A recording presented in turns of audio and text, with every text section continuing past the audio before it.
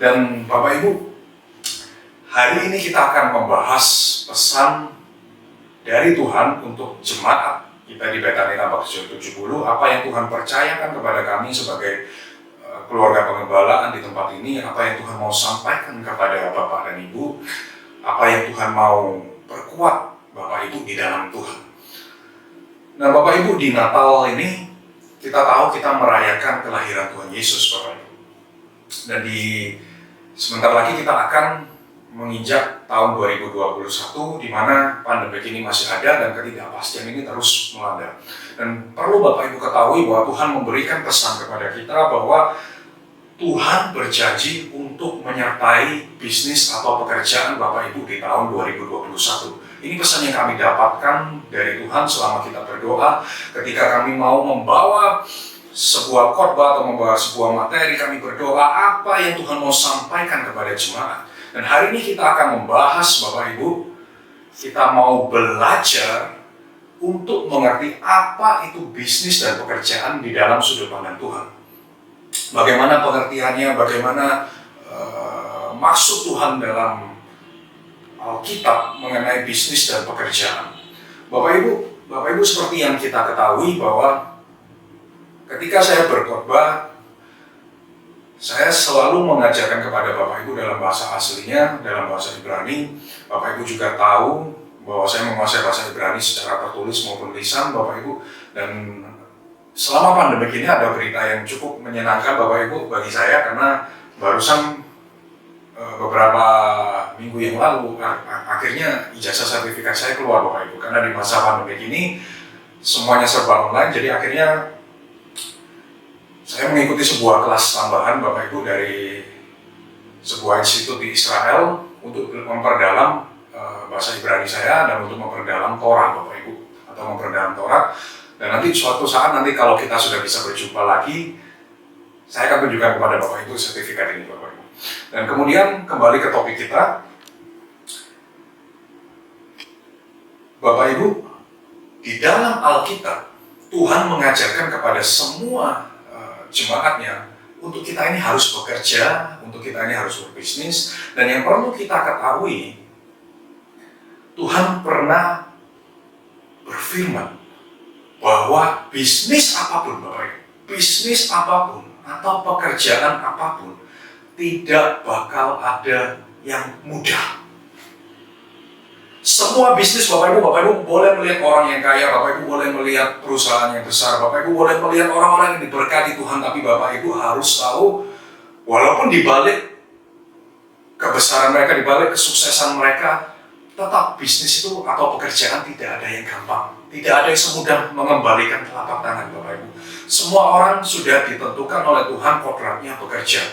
Kapan itu ditentukan oleh Tuhan? Kejadian 3 ayat 17 kita buka bersama-sama.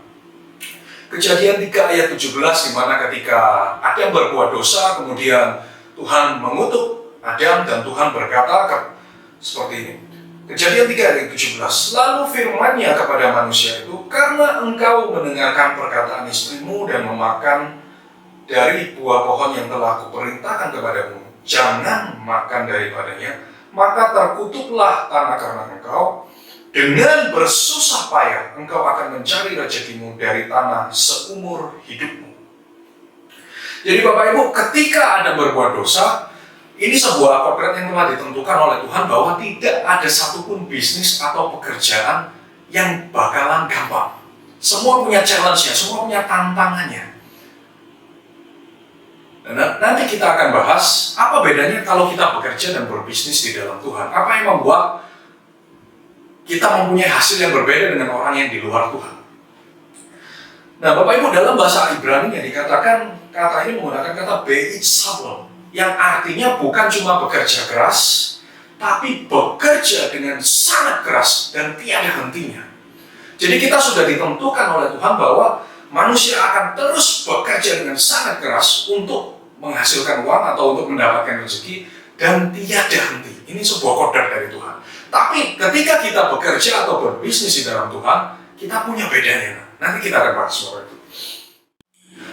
Bapak Ibu, saya punya sebuah kesaksian, sebuah cerita yang menarik yang bisa Bapak Ibu jadikan untuk tambahan pengalaman Bapak Ibu, karena pengalaman itu harganya mahal Bapak Ibu.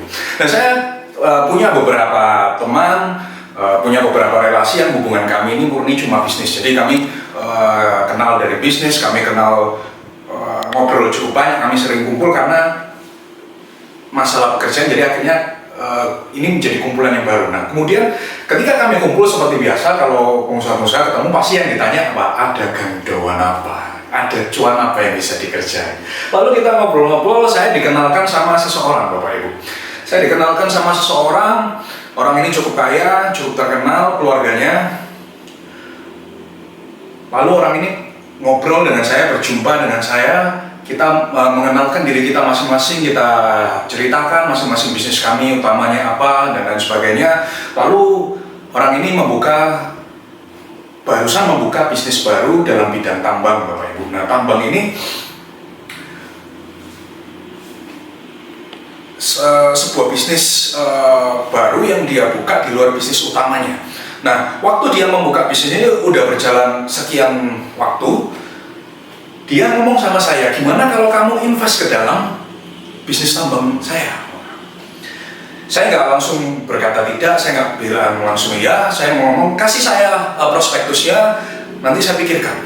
Bapak Ibu, setelah dia kasih prospektus, lalu saya pikirkan, selang beberapa hari dia WhatsApp saya Bapak Ibu. Dia WhatsApp saya, dia menunjukkan, ini loh tambangku, cuan banyak, wah ini loh tambangku untung banyak. Dia barusan beli mobil sport, ditunjukkan pada saya, fotonya dikirim, dia ngitung uang jumlahnya, kepoan banyak, dikirimkan fotonya ke WhatsApp saya. Lalu pokoknya dia gembor-gembor gitu. Oh ini loh tambangku barusan cuan untung banyak. Ustaz, kamu invest loh, pasti untung, pasti bisnisnya gampang. Begitu saya melihat model seperti ini, saya langsung, ini red flag buat saya. Ini tanda bahaya buat saya untuk nggak percaya sama orang ini. Kenapa? Karena Tuhan sudah berbicara Bapak Ibu, tidak bakal ada bisnis yang gampang, tidak ada tantangannya, tidak harus bersusah payah, tidak ada suka dukanya. Itu nonsens. Kalau ada berarti Alkitab kita salah. Tapi kita tahu semua bisnis sudah ditentukan oleh Tuhan, semua ada suka dukanya, semua ada tantangannya Bapak Ibu. Jadi ketika dia ngomong begitu gampangnya dia berbisnis dalam bidang tambang ini, kemudian dia ngomong dapat uang banyak, bisa beli mobil dan sebagainya, saya langsung gak percaya Bapak Ibu, karena saya lebih percaya pada Tuhan kita. Dan Bapak Ibu, akhirnya saya memutuskan ini refleks, ini gaulan yang tidak baik, saya gak mau kontak lagi dengan dia. Akhirnya I said no, mohon maaf saya nggak tertarik, mungkin nanti ke depannya kalau ada lainnya basa-basi dan pokoknya intinya saya nggak mau Bapak Ibu. Lalu Bapak Ibu, selang beberapa waktu kemudian, teman saya yang tahu orang yang bekerja di dalam tambang ini ngabarin saya Bapak Ibu. Kalau nggak salah sekitar beberapa bulan setelah ngabarin saya, dia ngomong orang yang buka tambang ini bangkrut Bapak Ibu. Jadi semua tambangnya itu ditutup, dijual, rugi besar. Jadi Bapak Ibu, ini jadikan sebuah pengalaman yang bagus untuk Bapak Ibu. Kalau ada seseorang yang mengajak kongsian atau mengajak untuk joinan, lalu Bapak Ibu melihat dalam prospektus bisnisnya seakan-akan omongannya besar, oh ini gampang, ini pasti profit, percayalah. Itu bohong Bapak Ibu. Karena Tuhan sudah menetapkan semua bisnis, semua pekerjaan ada suka dukanya, ada tantangannya. Dan kita harus bekerja keras untuk mendapatkan rezeki. Itu sebuah kodrat dari Tuhan. Dan juga investasi-investasi yang menjanjikan dengan yang keuntungan yang tidak masuk akal, Bapak Ibu juga harus berhati-hati. Karena tidak ada satu bisnis pun semudah membalikkan telapak tangan Bapak Ibu. Ada banyak contoh sekali di dalam Alkitab Bapak Ibu. Ada sebuah studi kasus yang sangat menarik Bapak Ibu. Kita buka bersama-sama dalam kitab Kejadian 31 ayat 38 sampai 40, di mana seseorang yang dipakai Tuhan dengan luar biasa, ketika mereka bekerja pun mereka punya challenge Bapak Ibu, mereka punya tantangan. Ketika mereka berbisnis, mereka bekerja, tidak ada satupun Bapak Ibu yang semudah mengembalikan telapak tangan. Kita ditentukan oleh Tuhan untuk bekerja dengan keras. Nah Bapak Ibu, di Kejadian 31 ayat 38 sampai 40, kita belajar dari Yakub Bapak Ibu. Bapak Ibu, tidak ada satupun orang yang meragukan bahwa Yakub ini orang yang dipakai oleh Tuhan. Yakub ini orang yang sangat luar biasa dipakai Tuhan. Sangat-sangat luar biasa. Bahkan namanya kelak diganti menjadi Israel. Nah Bapak Ibu, tapi ketika Yakub bekerja, kita lihat di dalam ayat 38, kita baca bersama-sama. Selama 20 tahun ini, aku Yakub bersama-sama dengan engkau, domba dan kambing betinamu tidak pernah keguguran, dan jantan dari kambing dombamu tidak pernah kumakan. Yang diterkam oleh binatang buas tidak pernah kubawa kepadamu, aku sendiri yang menggantinya. Yang dicuri orang, baik waktu siang, baik waktu malam, selalu engkau tuntut daripadaku Yakub. Artinya kerugian itu diminta Yakub yang mengganti rugi. Kemudian 40, Yakub mengatakan, aku dimakan panas hari waktu siang dan kedinginan waktu malam, dan mataku jauh daripada tertidur. Artinya apa? Ketika Yakub bekerja, Yakub juga sampai kurang tidur, Bapak Ibu. Dan apa Tuhan bisa membuat Yakub bekerja tanpa masalah? Apa Tuhan bisa melindungi ternak Yakub dari binatang buas, dari pencuri, dari maling? Apa Tuhan bisa melindungi sehingga Yakub tidak mengalami ini? Bisa. Tapi Bapak Ibu lihat, tidak terjadi. Bahkan ketika Yakub bekerja, Yakub bilang apa? Ada ternak yang dimakan binatang buas, ada ternak yang dicuri. Bahkan dia sampai kekurangan tidur bekerja. Padahal ini orang yang dipakai Tuhan luar biasa, Bapak Ibu. Jadi dari sini kita lihat bahwa ini sebuah kodrat manusia, bahwa manusia ditentukan oleh Tuhan untuk bekerja keras dan tanpa henti, Bapak Ibu.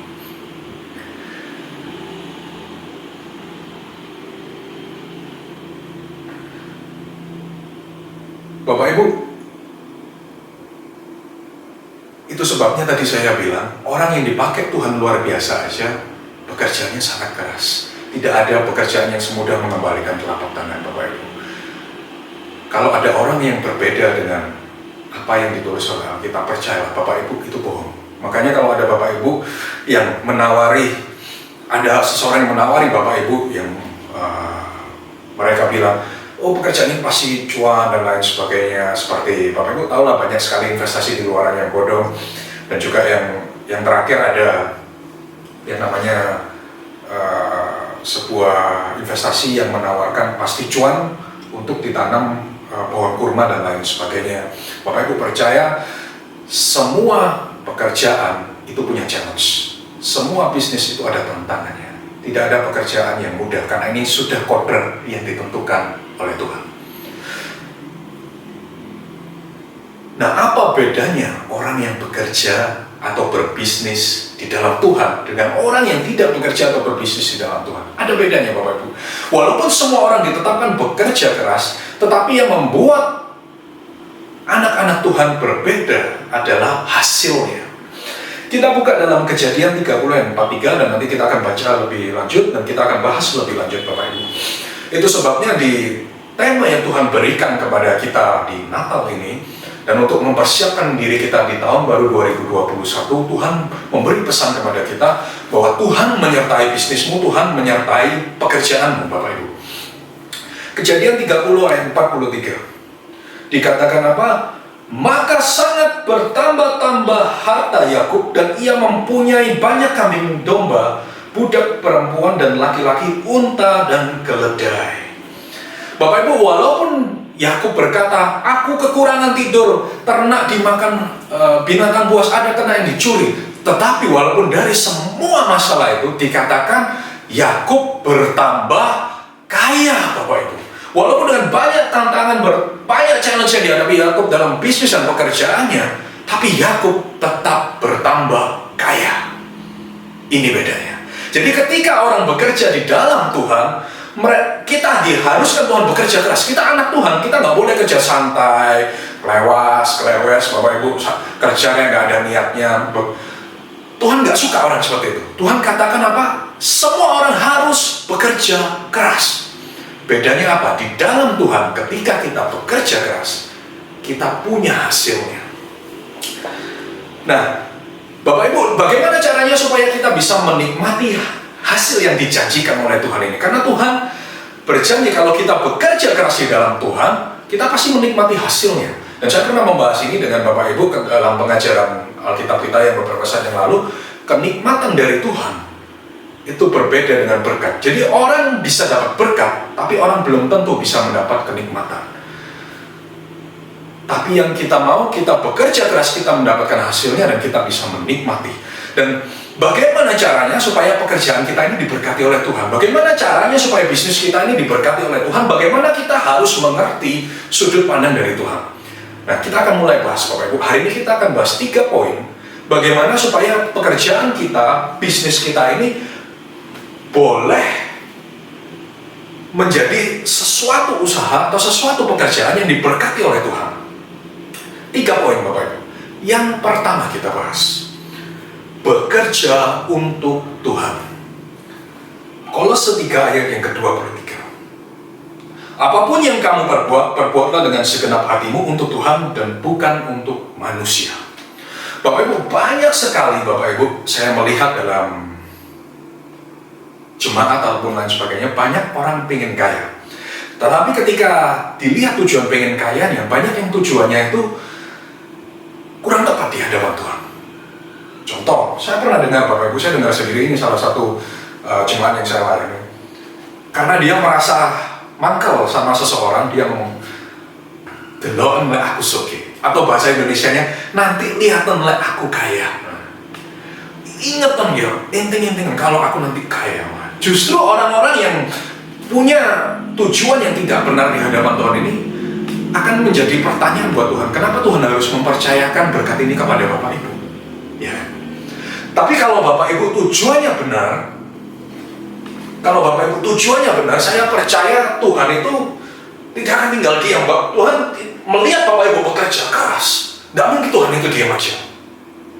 Jadi yang pertama konsepnya, ketika Bapak Ibu bekerja atau Bapak Ibu berbisnis, lakukan untuk Tuhan. Bapak Ibu, ada sebuah kesaksian pribadi yang menarik yang saya ingin bagikan kepada Bapak Ibu.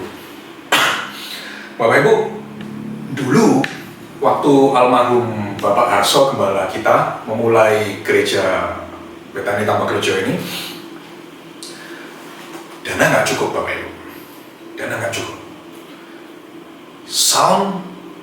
Butuh sound, harus keliling minta sumbangan kemana-mana. Butuh kursi, waktu itu Pak almarhum Harso naik sepeda motor Bapak Ibu. Saya kalau ingat itu sekarang saya sampai merasa terharu Bapak Ibu. Saya rasanya ingin nangis Bapak Ibu ketika saya ingat pengorbanan Pak almarhum Harso. Kenapa? Karena dia begitu kerasnya, semangatnya bekerja untuk rumah Tuhan Bapak Ibu. Dan saya sangat dekat sekali waktu itu karena Pak Harso itu engkong saya, kakek saya. Dia juga yang mengajar saya bagaimana saya harus melayani Tuhan dengan baik dan benar. Saya sangat dekat dengan beliau. Dan ketika saya melihat itu Bapak Ibu, saya ingat 2009 ketika saya mulai bekerja, lalu saya melihat Pak almarhum Harso itu keliling kemana-mana Bapak Ibu. Setiap gereja membutuhkan sesuatu karena dananya nggak cukup Bapak Ibu, dia harus keliling Bapak Ibu, cari sumbangan kemana-mana.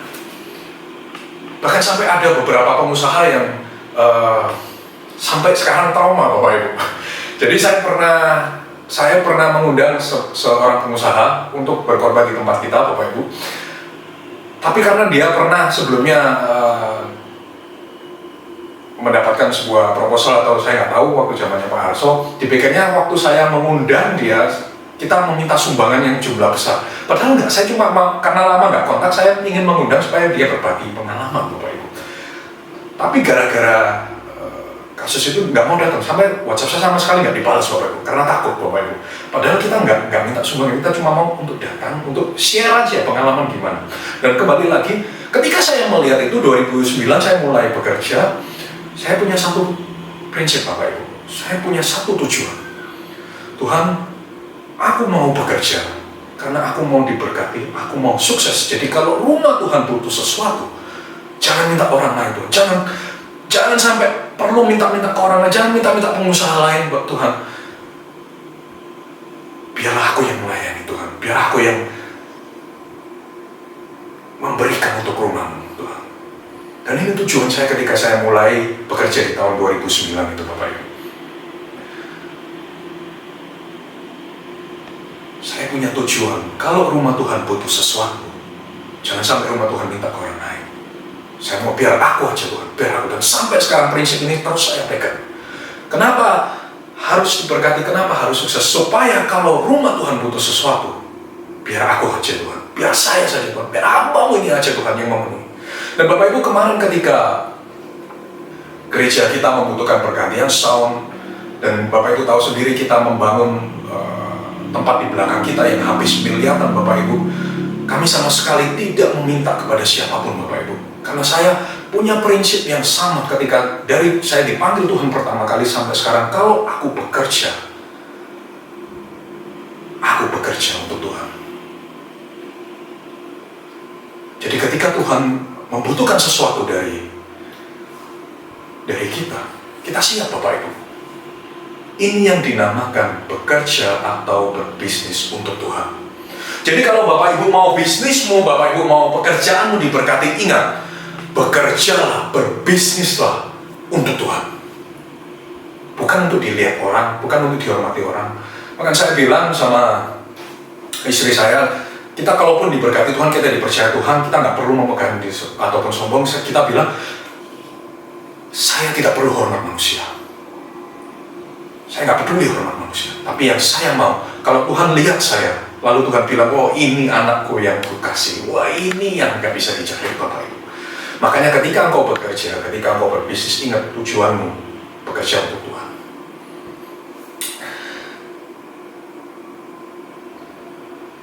Dan Bapak Ibu, saya bukan hanya berbicara hal ini kepada orang-orang yang punya bisnis atau pebisnis, saya juga berbicara kepada orang-orang yang bekerja sebagai karyawan dan staf.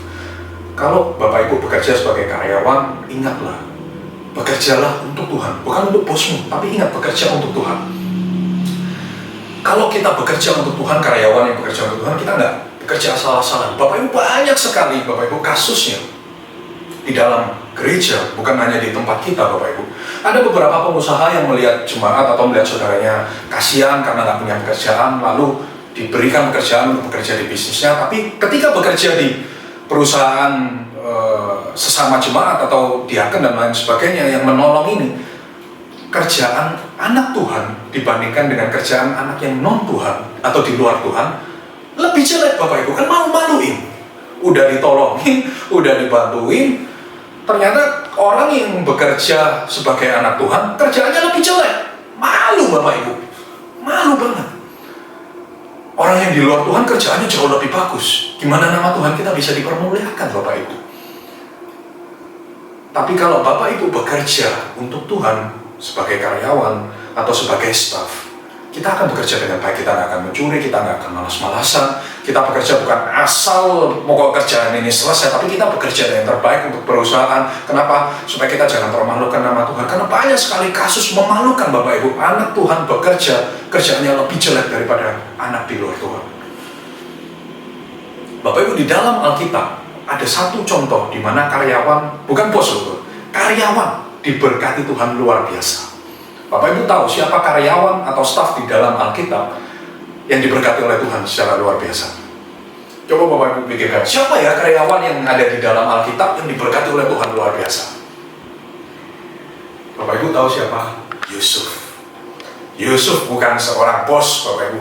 Yusuf bukan seorang pemilik bisnis. Yusuf itu karyawan atau staf. Tapi Bapak Ibu lihat, kemanapun Yusuf bekerja, Tuhan memberkati. Sampai akhirnya apa? Yusuf bertambah-tambah besar.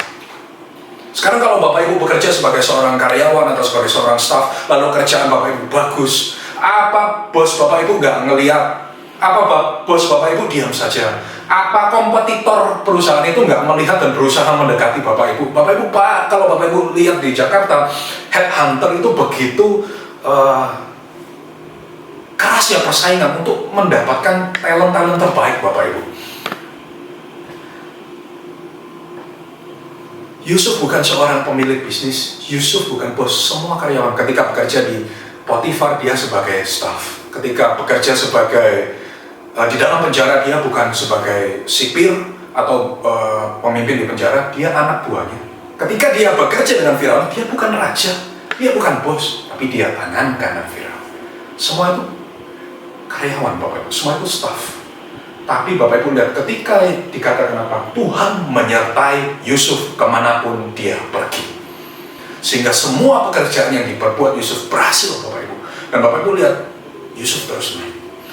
Jadi kalau Bapak Ibu bekerja, ingat poin yang pertama, kalau Bapak Ibu mau diberkati oleh Tuhan dalam pekerjaanmu dan bisnismu, bekerjalah atau berbisnislah untuk Tuhan. Supaya apa Bapak Ibu? Saya tidak menyuruh Bapak Ibu untuk menjadi milioner, bilioner, dan lain sebagainya Bapak Ibu. Tapi yang kita mau, kita tidak menjadi beban. Karena Tuhan berjanji bahwa siapapun yang ikut Tuhan pasti akan mengalami kelimpahan. Kita pernah bahas, nah kelimpahan itu apa? Ketika seluruh kebutuhan kita ini sudah dicukupi, contohnya Bapak Ibu bisa makan, Bapak Ibu bisa bayar listrik, Bapak Ibu bisa bayar uang sekolah, lalu semua kebutuhan ini sudah dicukupi dan ada lebihnya, itulah kelimpahan Bapak Ibu. Nah kalau sampai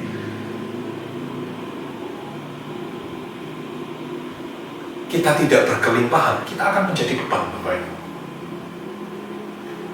Kita akan menjadi beban untuk jemaat saudara kita akan menjadi beban untuk gembala kita. Kenapa? Karena kebutuhan kita tidak tercukupi. Makanya supaya kita mendapatkan kelimpahan atau pekerjaan kita diberkati oleh Tuhan, kita harus bekerja untuk Tuhan. Dan yang kedua Bapak Ibu, poin yang kedua, bagaimana kita bisa mendapatkan berkat atau penyataan Tuhan dalam bisnis atau pekerjaan kita, yaitu tidak menjadi beban dan tidak mempunyai jiwa seorang pengemis.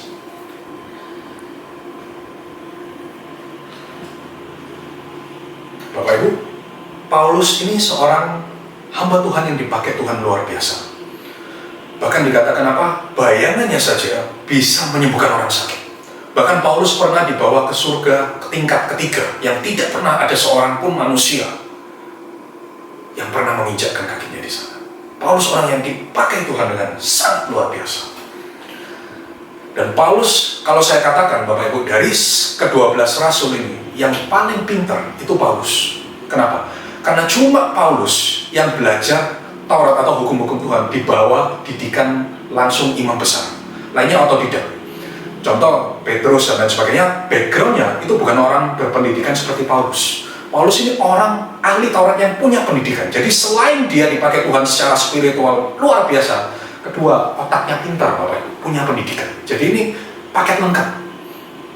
Nah bahkan ketika kita membaca kehidupan Paulus, ada studi kasus yang menarik. Paulus punya banyak sekali anak asuh Bapak Ibu. Paulus punya banyak sekali jemaat, tapi dia memutuskan tetap bekerja.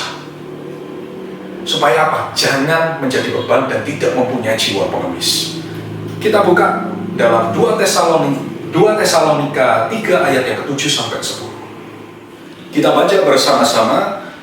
Sebab kamu sendiri tahu bagaimana kamu harus mengikuti teladan kami, karena kami tidak lalai bekerja di antara kamu, dan tidak makan roti orang dengan percuma atau tidak gratisan Bapak Ibu, tetapi kami berusaha dan berjerih payah siang dan malam. Paulus bekerja keras siang dan malam supaya jangan menjadi beban bagi siapapun di antara kamu. Bukan karena kami tidak berhak untuk itu, melainkan karena kami mau menjadikan diri kami teladan bagi kamu supaya kamu ikuti. Sebab juga waktu kami berada di antara kamu, kami memberi peringatan ini kepada kamu. Jika seseorang tidak mau bekerja, janganlah ia makan.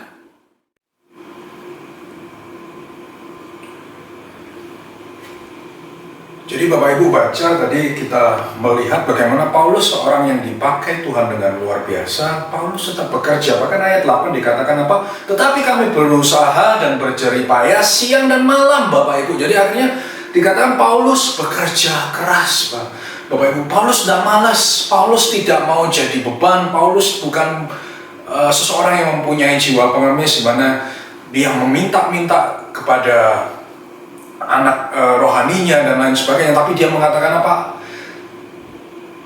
Dia bekerja siang dan malam supaya apa? Menjadi teladan. Bapak Ibu, saya percaya Bapak Ibu, kalau Paulus tidak memilih untuk tidak bekerja, lalu kemudian meminta roti atau meminta bantuan dana kepada jemaatnya, saya percaya jemaat pasti tidak akan ada yang protes Bapak Ibu. Saya percaya semua jemaat, semua anak rohani pasti sangat mau untuk membantu Paulus. sangat mau untuk menabur ke Paulus. Siapa yang nggak mau menabur, Bapak Ibu? Kelihatan lahan yang subur itu benar-benar dipakai Tuhan luar biasa. Tapi Paulus tetap memilih bekerja. Kenapa? Karena Paulus memilih tidak menjadi beban. Nah, Bapak Ibu, kalau Bapak Ibu mau pekerjaanmu, bisnismu diberkati oleh Tuhan, disertai oleh Tuhan, dilindungi oleh Tuhan, Bapak Ibu harus punya mental bahwa jangan sampai aku menjadi beban. Menjadi beban itu contohnya bagaimana? Contoh yang masih muda beranggapan, oh aku masih punya orang tua aku kayak aku nggak mau kerja. Nah, kalaupun bekerja, aku kerjanya nyantai. Kenapa? Orang tua aku kayak orang tua aku punya banyak uang. Dan Bapak Ibu, the easiest way to check bagaimana Bapak Ibu bekerja dengan benar di hadapan Tuhan atau tidak ketika masih muda, terutama jemaat-jemaat kita yang masih muda di kaum dewasa muda, kalau waktu senang-senangmu lebih banyak daripada waktu bekerjamu, itu menunjukkan apa? Bahwa kalian jemaat kaum dewasa muda, teman-teman saya ini, itu bekerja kurang keras, bekerja dengan menyepelekan. Kenapa? Banyak anak muda yang menyepelekan, akhirnya apa? Party sana, party sini, kemudian jalan-jalan ke sana ke sini tanpa memikirkan Bapak Ibu bagaimana menyiapkan dirinya nanti di masa tua, Bapak Ibu. Padahal Alkitab mengatakan mahkota seorang muda itu kekuatannya. Berarti ketika kita masih muda, kita mampu untuk bekerja keras, Bapak Ibu. Saya ingat waktu saya masih memulai bekerja, Bapak Ibu, waktu itu 20 tahun sekian, ketika umur saya masih 20 tahun sekian, saya sehari bekerja 12 jam, Bapak Ibu. Bahkan sampai sekarang saya tetap membiasakan kalau bekerja dalam jumlah yang banyak. Kenapa? Karena saya orangnya suka bekerja. Dan ketika saya melihat beberapa kaum dewasa muda ataupun anak-anak muda yang masih menyepelekan, mereka tidak mau mempersiapkan nanti ketika di umur 30 bagaimana, ketika nanti di umur 40 bagaimana, harus ada bekal dan lain sebagainya, mereka itu menjadi beban. Akhirnya apa? Ketika mereka tidak mempersiapkan dirinya di usia tersebut, yang akan menjadi beban apa? Orang tuanya masih kepikiran, oh anakku umur segini masih belum bisa begini, belum bisa apa-apa. Apa orang tuanya nggak kepikiran? Pasti menjadi beban, Bapak Ibu. Makanya yang masih muda, selagi masih muda, dikatakan mahkota orang muda itu kekuatannya. Kenapa? Karena nanti kalau kita sudah berusia tua, kita nggak sekuat waktu muda ini. Jadi ketika bekerja ataupun ketika kita melakukan bisnis, usahakan kita jangan menjadi beban. Termasuk yang kaum muda, oh aku umurku masih panjang, aku masih mau party sana sini. Tahu, mentalmu itu mental beban, tidak sesuai dengan firman Tuhan. Karena Tuhan mengajarkan jangan kita menjadi mental beban ataupun mental pengemis. Yang kedua, mental pengemis itu gimana? Apa yang harus kita hindari? Mental pengemis itu kalau kita beranggapan bahwa ketika kita melihat seseorang yang kaya, ketika kita melihat seorang gembala kita, melihat diaken yang diberkati oleh Tuhan dan lain sebagainya, kita berpikir apa yang bisa kita dapatkan dari orang itu, apa yang bisa kita pinjam dari orang itu. Itu akhirnya apa? Jiwanya pengemis, Bapak Ibu. Dan Tuhan paling nggak suka orang-orang dengan jiwa pengemis. Ketika Bapak Ibu mempunyai mental seperti ini, ataupun jika masih ada, Bapak Ibu, berubahlah. Jangan kita menjadi seorang yang mempunyai mental pengemis, tapi kita mau menjadi mental yang dipakai Tuhan. Apa yang bisa kita berikan untuk Tuhan, bukan apa yang bisa kita minta dari Tuhan, apa yang bisa kita manfaatkan dari orang lain, apa yang bisa kita minta dari orang lain, apa yang bisa kita dapatkan dari diaken yang lain. Itu mental pengemis, Bapak Ibu. Tapi kalau Bapak Ibu mau diberkati Tuhan dalam pekerjaanmu, dalam bisnismu, bukan lagi apa yang bisa aku minta dari Tuhan, tetapi apa yang bisa aku beri untuk Tuhan, apa yang aku bisa beri untuk orang tuaku, apa yang aku bisa beri untuk ekosistem dalam pelayananku, apa yang bisa membuat aku ini menjadi berkat, Bapak Ibu. Dan saya percaya kalau Bapak Ibu tidak menjadi beban, tidak berjiwa pengemis, saya percaya ketika kita bekerja keras, Tuhan itu menyertai pekerjaan kita, Tuhan menyertai bisnis kita. Yang ketiga, Bapak Ibu, Kita pernah membahas ini, tapi saya akan mengulang kembali supaya Bapak Ibu mengingat bahwa kasus ini benar-benar ada dan ini tidak perlu perumpamaan, yaitu bagaimana seseorang yang bekerja dengan sangat keras tapi tidak ada hasilnya, Bapak Ibu. Ini kalau saya baca ayat ini ayat yang paling horor dan saya benar-benar dalam nama Tuhan Yesus jangan pernah sampai terjadi kepada kita maupun kepada keluarga kita, Bapak Ibu. Kita buka ayatnya di Hagai 1 ayat 5-7. Kita baca bersama-sama. Oleh sebab itu, beginilah firman Tuhan semesta alam. Perhatikanlah keadaanmu. Kamu menabur banyak, tetapi membawa pulang hasil sedikit. Kamu makan, tetapi tidak sampai kenyang. Kamu minum, tidak sampai puas. Kamu berpakaian, tetapi badanmu tidak sampai panas. Dan orang yang bekerja untuk upah, ia bekerja untuk upah yang ditaruh dalam pundi-pundi yang berlubang. Artinya apa? Kalau Bapak Ibu taruh uang dalam dompet-dompetnya ternyata bolong, Bapak Ibu, ternyata lubang, akhirnya uangnya jatuh, uangnya hilang. Beginilah firman Tuhan semesta alam, perhatikanlah keadaanmu. Jadi yang ketiga, bagaimana kita mendapatkan perlindungan penyertaan Tuhan dalam bisnis kita, perhatikan hukum-hukum Tuhan. Bapak Ibu, ayat ini ayat yang sangat seram, Bapak Ibu, karena Tuhan tidak berbicara. Kalau nanti Bapak Ibu membaca seluruh perikop ini, ayat ini tidak berbicara mengenai perumpamaan. Ayat ini tidak perlu ditafsirkan, Bapak Ibu, tidak perlu butuh pengetahuan yang mendalam. Ayat ini Tuhan berbicara secara langsung literal. Dikatakan, kamu menabur banyak tetapi bawa pulang hasil sedikit. Bapak Ibu, ketika Bapak Ibu menabur banyak, artinya apa? Menabur banyak itu membutuhkan usaha. Jadi ketika seseorang menabur banyak, dia harus membaca dengan lokasi yang cukup besar, lalu dia menyiapkan menabur benihnya, kemudian dia melakukan penyiraman. Itu kerja keras artinya, Bapak Ibu. Jadi ketika dikatakan menabur banyak, orang itu bekerja dengan sangat keras karena naburnya banyak. Dan pekerjaan nabur itu bukan pekerjaan yang singkat, Bapak Ibu. Prosesnya panjang. Dia menabur banyak tapi membawa pulang hasil sedikit. Makan tapi tidak sampai kenyang, minum tapi tidak sampai hausnya hilang, Bapak Ibu. Dan yang paling parah dikatakan apa? Ketika menaruh uang ternyata dompetnya berlubang. Kalau sampai ini kejadian, Bapak Ibu, Tuhan berkata, perhatikanlah keadaanmu. Perhatikanlah keadaanmu. Berarti apa? Ada yang salah, Bapak Ibu. Ada yang salah dari diri kita. Jadi, Bapak Ibu, banyak sekali kasus yang terjadi ketika saya melayani, ada yang konseling, bahkan kalau Bapak Ibu ingat, Ibu Gembala sendiri pernah memberikan sebuah kesaksian di mana dulu ketika Ibu Gembala belum menjadi gembala, bekerja sana sini juga dengan Pak Gembala. Tapi saya sakit-sakitan waktu itu, waktu masih kecil. Sakit-sakitan akhirnya apa? Uang masuk, tapi uang banyak yang keluar juga. Diselidik kenapa? Ternyata ada nasar yang nggak ditepati sama Tuhan.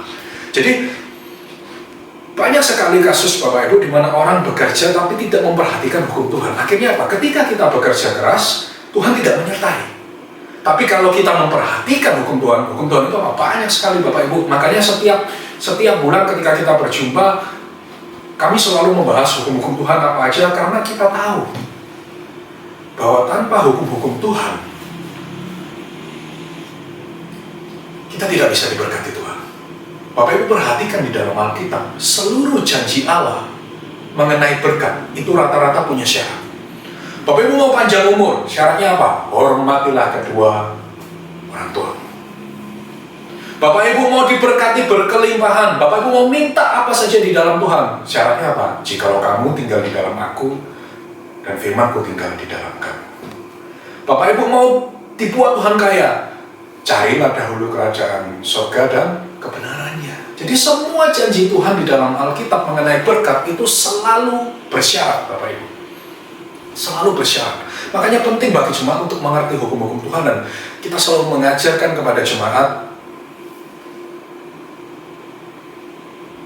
kenapa kita harus mengikuti hukum Tuhan. Bahkan Bapak Ibu ingat Tuhan Yesus sendiri mengatakan, aku datang bukan untuk meniadakan hukum Taurat. Taurat itu artinya hukum-hukum Tuhan. Aku datang untuk menggenapinya. Jadi Bapak Ibu tahu, di hadapan Tuhan melakukan perintah Tuhan, it is very important, Bapak Ibu. sangat-sangat penting. Wah, aku percaya Tuhan Yesus tidak perlu mengikuti perintah Tuhan. Itu pengertian yang salah. Dalam perikop yang pernah kita bahas beberapa saat yang lalu, Bapak Ibu, berkatnya 15, kutuknya 54. Bapak Ibu masih ingat di kitab Ulangan 28, di mana Tuhan berjanji kepada bangsa Israel, kalau engkau mematuhi perintahku, diberkatilah engkau di kotamu, diberkatilah lumbungmu dan lain sebagainya. Janji berkat dihitung ada 15 macam berkat, Bapak Ibu. Tapi ketika melanggar, kutuknya, terkutuklah buah kandunganmu, terkutuklah ladangmu, dan terkutuklah lain sebagainya, kutukannya 54. Bapak Ibu, kita melihat itu sebagai sesuatu yang secara logika tidak fair. Kalau kita patuh, berkatnya 15. Kalau kita melanggar, berkatnya 54. Dari sini kita belajar bahwa Tuhan mau kita bekerja dengan rasa takut akan Tuhan, Bapak Ibu. Karena kalau kita mengetahui kalau kita melanggar, ganjarannya lebih berat daripada berkatnya. Orang nggak berani macam-macam. Orang akan belajar bagaimana untuk takut kepada Tuhan, Bapak Ibu. Dan begitu juga ketika Bapak Ibu bekerja, lalu Bapak Ibu merasakan apa yang pernah diucapkan oleh firman ini. Kamu bekerja keras tetapi tidak ada hasilnya. Bapak Ibu harus segera melakukan introspeksi diri. Apa salahku di hadapan Tuhan? Lalu Bapak Ibu berusaha betulkan. Bapak Ibu berusaha cari kesalahan Bapak Ibu di hadapan Tuhan dan bertobat. Makanya Bapak Ibu banyak sekali kasus Bapak Ibu di kalangan pengusaha juga. Begitu pengusaha itu diberkati lalu berani macam-macam, lalu bermain perempuan dan lain sebagainya, berkatnya 15, kutuknya 54. Itu sebabnya ketika mereka bekerja tidak ada hasilnya, dan akhirnya pengusaha yang mula-mulanya diberkati oleh Tuhan itu mulai mengalami masalah sana sini dan lain sebagainya. Kenapa? Karena mereka bekerja tidak dengan Tuhan, Bapak Ibu. Kalau Bapak Ibu memperhatikan hukum Tuhan yang poin ketiga ini, bekerja dengan memperhatikan hukum Tuhan, Bapak Ibu bekerja juga tidak dengan curang, tidak dengan culas. Ingatlah janji Tuhan di tahun 2021, walaupun terjadi pandemi, Tuhan menyertai bisnismu, Tuhan menyertai pekerjaanmu. Dan saya percaya Bapak Ibu, di akhir kata ini kalau Bapak Ibu mengikuti ketiga poin yang telah kami berikan kepada Bapak Ibu, yang pertama, bekerjalah, berbisnislah untuk Tuhan. Yang kedua, Bapak Ibu jangan menjadi beban, jangan mempunyai jiwa pengemis. Dan yang ketiga, berpeganglah kepada hukum Tuhan, baik dalam kehidupanmu, baik dalam bisnismu. Saya percaya janji Tuhan di tahun 2021, engkau akan diberkati, engkau akan disertai dalam pekerjaanmu dan bisnismu. Dan ingatlah Bapak Ibu, setiap kali saya mengajar kepada Bapak Ibu, saya selalu mengatakan, nomor 1, cintailah Tuhan Allahmu. Yang kedua, takutlah kepada Tuhan Allahmu. Tuhan Yesus memberkati.